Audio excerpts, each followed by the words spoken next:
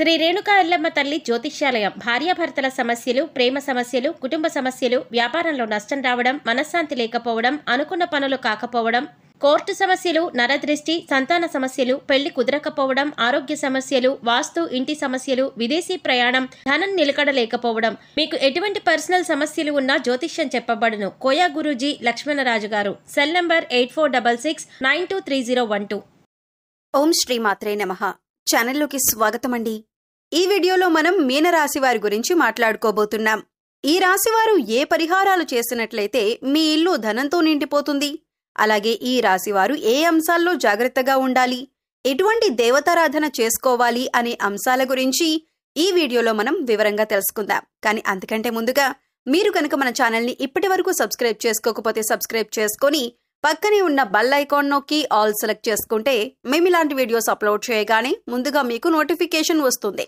అలాగే వీడియోని ఎక్కడా కూడా స్కిప్ చేయకుండా చివరి వరకు చూస్తేనే మేమేం చెబుతున్నామో మీకు పూర్తిగా అర్థమవుతుంది.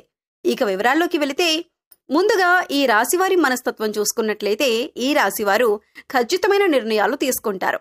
ఊగిసలాడే ధోరణి వీరిలో అస్సలు కనిపించదు. అలాగే ఈ రాశివారు ఎవరైతే ఉన్నారో వీరి మనసులో ఉన్నది బయట పెట్టరు. ఇతరుల విషయాలు గోప్యంగా ఉంచుతారు. ఇతరులు చెప్పే విషయాల్లో నిజాలు తేలికగా గ్రహిస్తారు. సిద్ధాంతాలు రోజుకొకసారి మార్చుకునే మనసు వీరికి ఉండదు. జీవితంలో మంచి స్థితికి రావటానికి చాలా కష్టపడతారు. వీరికి మంచితనం, పట్టుదల అధికంగా ఉంటుంది. కానీ వీరికి చాలా అంటే చాలా కోపం ఎక్కువ అని చెప్పుకోవచ్చు. దీనివల్ల అనేక మంది శత్రువులుగా మారుతారు. కానీ వీరికి కోపం వచ్చినప్పుడు ఎక్కువసేపు ఉండదు. ఈ రాశివారు మంచి ఆకర్షణమైనటువంటి రూపాన్ని కలిగి ఉంటారు. చూడటానికి అందంగా ఉండటమే కాదు, ఇతరులను చూడగానే వారి కష్టాలను ఈ రాశివారితో పంచుకుంటారు. ఈ రాశివారు మిత్రత్వాన్ని కోరుకుంటారు. ప్రతి విషయాన్ని చాకచక్యంగా ఆలోచించి తెలివిగా నిర్ణయాలు తీసుకుంటారు. ఇప్పటిదాకా మీరు గమనించే ఉంటారు, చాలాసార్లు చాలా విధాలుగా మీరు ఏదో ఒక పనిలో నష్టపోతూనే ఉన్నారు. కానీ ఈ చివరి దశకు వచ్చేటప్పటికీ మీరు ఏదో ఒక మార్గం ఎంచుకుని మరింత నష్టపోకుండా మిమ్మల్ని మీరు కాపాడుకుంటూ వచ్చారు. అది ఎందువల్లంటే ఈ దేవత అనుగ్రహం ఉండటం వలన మీకు ఈ విధంగా జరుగుతుంది. అయితే ఈ దేవత మిమ్మల్ని ఒకటి అడుగుతుంది. అలాగే మీరు కాని ఆ పని చేస్తే దేవత మిమ్మల్ని ఎన్నో రకాలుగా ఎన్నో విధాలుగా సహాయపడుతుంది, అలా కాపాడుతుంది. మరి ఇప్పుడు ఏం చేయాలి మీరు? ఇలా ప్రతి ఒక్కటి కూడా చాలా క్లియర్ గా ఇప్పుడు మన వీడియోలో తెలుసుకుందాం.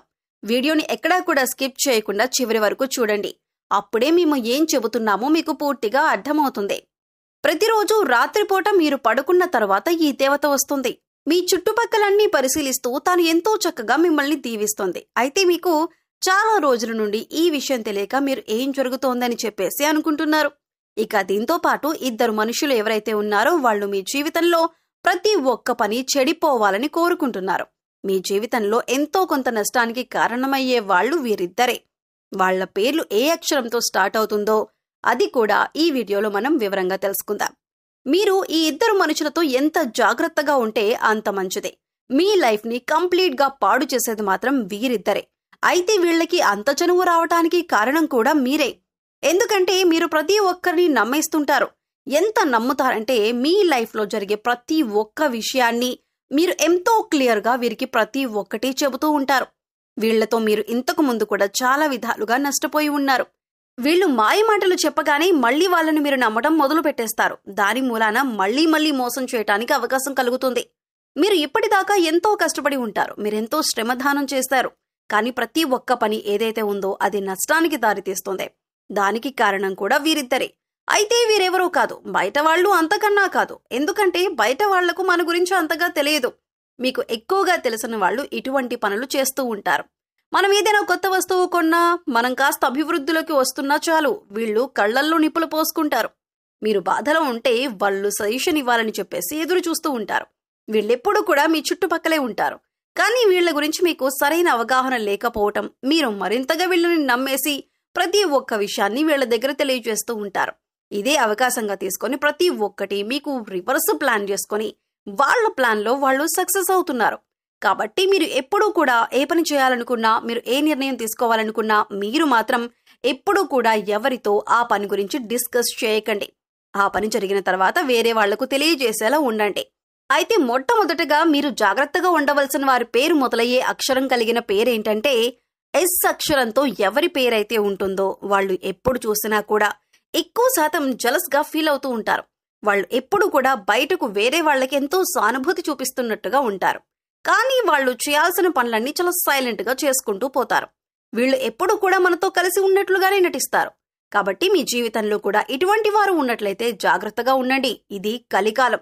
కలికాలంలో పాజిటివిటీ అనేది అస్సలు లేదు కాబట్టి ఎలాంటిదేది కూడా జరగదు అనుకోవటానికి. కాబట్టి ఇలాంటి పేర్లు కలిగిన వ్యక్తులు మీ లైఫ్లో ఎవరైనా ఉంటే వాళ్లతో జాగ్రత్తగా ఉండండి. కాస్త గమనించుకుంటే మీకే మంచిది. వాళ్ళు ఎప్పుడూ కూడా మోసం చేస్తూ ఉంటారు. ఇలాంటి వాళ్లతో ఎప్పటికీ మీరు జాగ్రత్తగా ఉండాలి. ఇలాంటి వాళ్ళు మీ లైఫ్లో ఉంటే వాళ్ళు మీ లైఫ్లోకి వచ్చిన తర్వాత మీ లైఫ్లోకి ఎలాంటి అప్ అండ్ డౌన్స్ వచ్చాయి, మీ లైఫ్ ఏ విధంగా ఉంది అనేది మీరు గమనించుకుంటే మీకే తెలిసిపోతుంది. ప్రతి ఒక్కటి ఏదైతే ఉందో అది చాలా క్లియర్గా అర్థమైపోతుంది. కాబట్టి ఎప్పుడూ కూడా వారిని అతిగా నమ్మకండి. వాళ్లతో ఎంతవరకు ఉండాలి అని ఒక లిమిట్ అనేది ఉంటుంది. ఆ లిమిట్ మెయింటైన్ చేస్తే సరిపోతుంది. ఇక దేవత ఎవరో తెలుసుకుందాం. ఆ దేవత మిమ్మల్ని ఎప్పటి నుంచో అనుగ్రహిస్తుంది. అంటే మిమ్మల్ని చాలా రోజులుగా, అంటే దాదాపు 10 సంవత్సరాల నుంచి మీ మీద కటాక్షం చూపిస్తూనే ఉంది. అయితే దీనికి సంబంధించిన గుర్తులు మీరు ఎలా గమనించాలి అంటే, మీకు తరచుగా బ్రహ్మ ముహూర్తంలో మెలకు వస్తుంది. అంటే ఆ దేవత మీకు ఏదో ఒకటి సూచన చూపిస్తుందన్నమాట. మీకు బ్రహ్మ ముహూర్తంలో ఏ సమయంలో మెలకు వస్తుందో కామెంట్ చేయండి. మరి ఆ సమయంలో మీరు కానీ ఆ దేవుణ్ణి స్మరించుకుంటూ చక్కగా పూజ చేసుకుంటూ ఉంటే మీకు మరింత అనుగ్రహం అనేది కలుగుతుంది. ఎప్పుడు కూడా మనకి బ్రహ్మ ముహూర్తంలో పదే పదే మెలకు వస్తుంది. అంటే ఏదో ఒక దైవశక్తి మనకు అనుసంధానమై ఉంటుంది. కాబట్టి అటువంటి అనుభవాన్ని చెందుతారు. మీరు ఎక్కువ శాతం తీర్థయాత్రలకు వెళుతున్నట్టు కలలు వస్తున్నాయా? అయితే ఇది కూడా మీకు మరొక సూచన. సాక్షాత్తు దుర్గాదేవి అనుగ్రహం మీ మీద ఉంది. మీరు అమ్మవారిని పూజించటం చాలా కాలం నుంచి ఆపేశారు. మీరు నష్టాల్లోనే ఉన్నారని, బాధలో ఉన్నారని, మీరు ఎంతసేపటికి ఆ బాధల్లో మునిగిపోయి ఉంటున్నారు. కానీ మనస్ఫూర్తిగా దేవతను స్మరించుకుంటూ, నీతితో దీపారాధన చేసుకుంటూ, దుర్గాదేవి అష్టోత్తరం పారాయణం చేస్తూ ఉంటే సరిపోతుంది. అమ్మవారు మిమ్మల్ని మరింతగా ఏమి మీ నుంచి కోరదు. మీరు వీలైనంత త్వరగా మీ కర్మలని ఎంత బాగా తగ్గించుకుంటే అంత మంచిదే. మనం చేసే పనులు బట్టి మనకు ఆ దేవత అనుగ్రహం అనేది ఉంటుంది. మీరు మంచి పనులు చేస్తే ఆ కర్మం మీకు రిటర్న్ వస్తుంది. మనం అవతల వాళ్లకు వీలైనంత సహాయం చేయగలిగితే మనకి కూడా మంచి అనేది జరుగుతుంది. ఏదో ఒక రూపంలో దాని ఫలితం మనకు దక్కుతుంది. కాబట్టి ఎప్పుడూ కూడా ఎవరికీ కూడా మీరు అన్యాయం చేయాలని చెప్పి ఆలోచించకండి. మనం అవతల వాళ్ళు ఎంత బాగుండాలని కోరుకుంటే మనకి కూడా అంతే మంచి జరుగుతుంది. కాబట్టి మీ దగ్గరలోని దుర్గాదేవి గుడికి వెళ్లి చక్కగా మనస్ఫూర్తిగా దండం పెట్టుకుంటే సరిపోతుంది.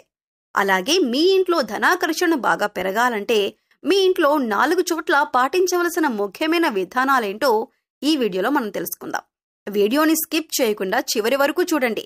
అప్పుడే మేమేం చెబుతున్నామో మీకు పూర్తిగా అర్థమవుతుంది. ఈ రాశి వారి ఇంట్లోకి ధనాకర్షణ పెరగాలంటే, విపరీతంగా ధనాదాయం పెరగాలంటే మీ ఇంట్లో 4 చోట్ల ప్రత్యేకమైన సూచనలను పాటించాలి. మొట్టమొదటిగా గుమ్మం, రెండవది వంటగది, మూడవది బీరువా, నాలుగవది పూజామందిరం. ఈ 4 చోట్ల 4 ప్రత్యేకమైన 2 సూచనలను పాటించినట్లయితే మీ ఇంట్లోకి ధనాకర్షణ అనేది పెరుగుతుంది. అయితే ధనాకర్షణ బాగా పెరగాలి అంటే ముందుగా ఏం చేయాలో తెలుసుకుందాం. ఏదైనా శుక్రవారం రోజున ఒక 100 గ్రాముల నవధాన్యాలను తీసుకొని, ఒక పసుపు రంగు క్లాత్ తీసుకొని అందులో నవధాన్యాలను మూటగట్టి ఆ మూటను గుమ్మం లోపలి వైపు వేలాడదీస్తే ఆ మూట ప్రభావం వల్ల వాళ్ళ ఇంట్లోకి దుష్టశక్తులు రావు. అలాగే ధనాకర్షణ పెరుగుతుంది. ఆ తర్వాత రెండవది వంటగది. వంటగదిలో ఏం చేయాలంటే శుక్రవారం రోజు ఉదయం 6 గంటల నుంచి 7 గంటల మధ్య ప్రాంతంలో, మధ్యాహ్నం 1 నుంచి 2 గంటల మధ్య ప్రాంతంలో, రాత్రి 8 నుంచి 9 గంటల మధ్య ప్రాంతంలో, ఈ 3 సమయాల్ని శుక్రహోర అని పేరుతో పిలుస్తారు. ఈ సమయంలో మీ వంటగదిలో ఒక పళ్ళెం ఉంచి ఆ పళ్ళెంలో కళ్ళుప్పు వేసి దాని మీద ఒక పసుపు కొమ్మ ఉంచాలి. ఇలా చేస్తే ఇంట్లోకి ధనాకర్షణ విపరీతంగా పెరుగుతుంది. ఇక మూడవది బీరువాలోకి ధనాకర్షణ బాగా పెరగాలంటే మీరేం చేయాలంటే ఒక తెలుపు రంగు వస్త్రం లేదా పసుపు రంగు వస్త్రం తీసుకొని అందులో కొద్దిగా పచ్చకర్పూరం, కొన్ని యాలకులు వేసి మూటగట్టి బీరువాలో ఉంచాలి. ఇలా చేస్తే ఇంట్లోకి ధనాకర్షణ పెరుగుతుంది. పూజ గదిలో మీరు పూజ పూర్తి చేసుకున్న తర్వాత పచ్చి ఆవు పాలు నైవేద్యం పెట్టండి. లక్ష్మీదేవికి పూజ చేసి ఖచ్చితంగా పచ్చిపాలు నైవేద్యంగా పెట్టాల్సిందే. ఇలా చేస్తే ఇంట్లోకి ధనాకర్షణ విపరీతంగా పెరుగుతుంది. ఏ ఇంట్లో అయితే గుమ్మం దగ్గర, వంటగదిలో, పూజ గదిలో, అలాగే బీరువాలో ఈ 4 విధి విధానాలు పాటిస్తారో ఆ ఇంట్లోకి ధనాకర్షణ విపరీతంగా పెరుగుతుంది. అనేక మార్గాలలో ఆదాయాన్ని మీరు ఖచ్చితంగా పెంచుకుంటారు. ఇంటి ముందు పెట్టినటువంటి నవధాన్యాలు మాత్రం 3 నెలలకు ఒకసారి మార్చుకుంటూ ఉండాలి. నవధాన్యాలు ఎవరు తొక్కని చోట పారేయాలి. ఈ పరిహారం పాటించి చూడండి, మీరు ఆర్థిక కష్టాల నుంచి బయటపడతారు. సో చూశారు కదండి, మీకు ఈ వీడియో నచ్చినట్లయితే తప్పకుండా లైక్ చేసి మన ఛానల్ని సబ్స్క్రైబ్ చేసుకోండి. అలాగే మీ ఫ్రెండ్స్ అండ్ ఫ్యామిలీ మెంబర్స్లో ఎవరైనా మీనరాశి వారు ఉంటే వారితో ఈ వీడియోని షేర్ చేసుకోండి. మరో చక్కటి వీడియోతో మళ్ళీ కలుద్దామండి. ఓం శ్రీ మాత్రే నమః.